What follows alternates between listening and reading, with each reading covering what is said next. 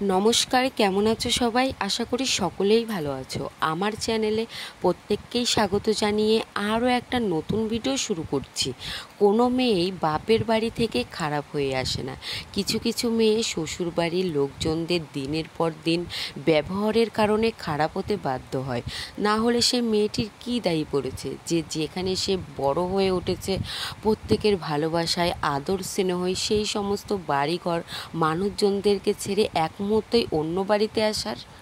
পৃথিবীর সকল মা বাবাই তার ছেলে সন্তানের পাশাপাশি মেয়ে সন্তানকেও বাড়িতে বসিয়ে খাওয়ার ক্ষমতাটা রাখে।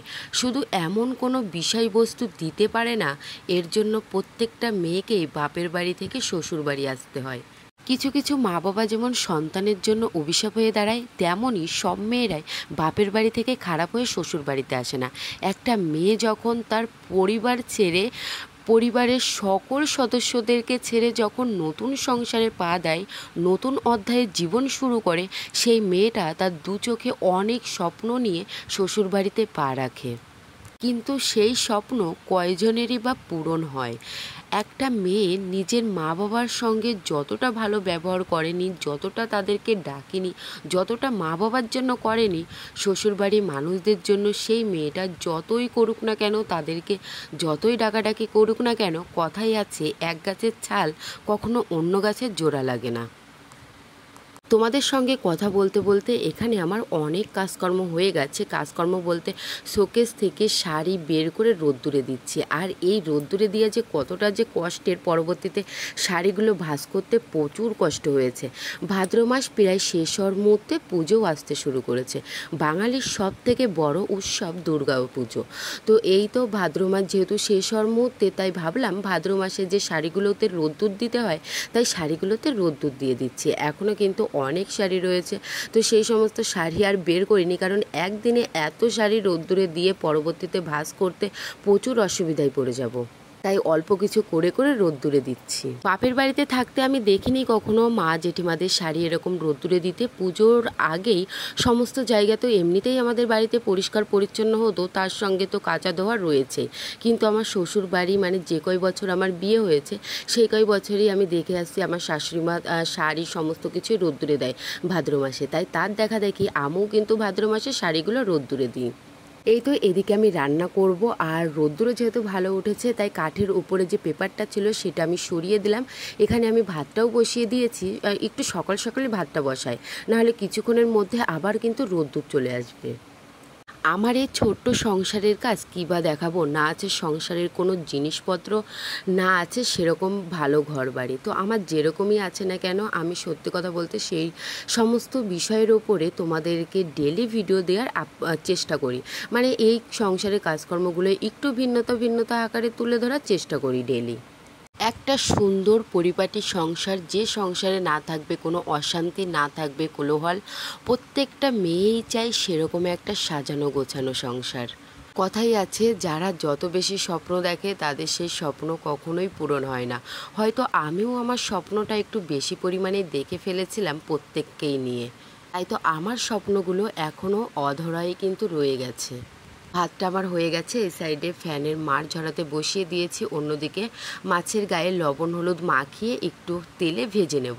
ইলিশ মাছ যেহেতু, তাই বেশি ভাজার প্রয়োজন নেই, হালকা করে এপিট ওপিট আমি করে নেব। ইলিশ মাছ ভাজলে মাছের টেস্টটি কিন্তু আর থাকে না।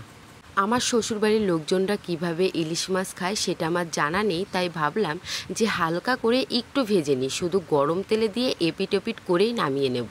আজকে যেহেতু বেগুন ইলিশ করব, তাই তো এখানে বেগুনগুলো আমি কেটে নিয়েছি। আজকে বেগুনের পরিমাণটা যেহেতু কম ছিল, তাই এর মধ্যে খানিকটা আমি আলু মিশিয়ে দিয়েছিলাম।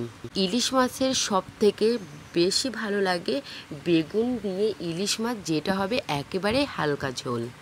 রান্না হয়ে গেছে, এখন রান্নার জায়গাটা বেশ ভালো করে ঝাড়ু দিয়ে পরিষ্কার করে নিচ্ছি। বিয়ের আগে কখনোই মা বাবার জন্য আমি এতটা করিনি, মায়ের হাতে হাতেও কখনোই এতটা পরিমাণে পরিশ্রম করিনি। মা বাবাকেও ডেকেছি, কিন্তু অত্যাধিক পরিমাণে কখনোই আমি ডাকিনি। তো এখন আমি মনে করি বিয়ের পরে আমি যতটা পরিবর্তন হয়েছি, এই সামান্যটুকুই যদি আমার মা বাবার জন্য যদি করতাম, তাহলে কতই না ভালো হতো। কথাই আছে, যখন সময় ফুরিয়ে যায় তখন মানুষকে স্মৃতির আকারে সমস্ত কিছু তাকে মনে করিয়ে দেয়। আমার জীবনের অধ্যায়টাই যেন এক অভিশাপ হয়ে দাঁড়িয়েছে। না পারছি সেই অভিশাপ থেকে নিজেকে মুক্ত করতে, না পারছি সেখান থেকে বেরিয়ে আসতে। এখানে আমার ঝাড়ু দেওয়া হয়ে গেছে, যেখানে রান্না করলাম উনুনটা গরম রয়েছে বলে উনুনটা সরাতে পারলাম না। যখন ঠান্ডা হয়ে যাবে মানে বিকেলের দিকে, তখন উনুনটা ওখান থেকে সরিয়ে রান্নাঘরেই রেখে দেব।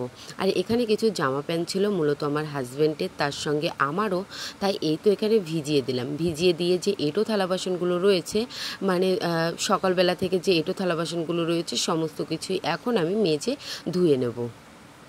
মাঝে মধ্যে যখন খুব কষ্ট হয়, নিজেকে যখন আর বুঝ দিতে পারি না, তখন মনে হয় যে যেখানে দুই চোখ যাবে সেখানেই বেরিয়ে পড়ব।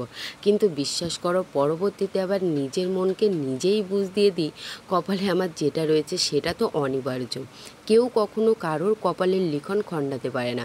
বিধাতা আমাদের 4 আঙুলের কপালে যতটুকু লিখে দিয়েছেন ততটুকু তো আমাদের জীবনের সঙ্গে নিয়ে যেতেই হবে। কারোর কর্মফলের ভোগ মৃত্যুর পরে কেউই ভোগ করে না।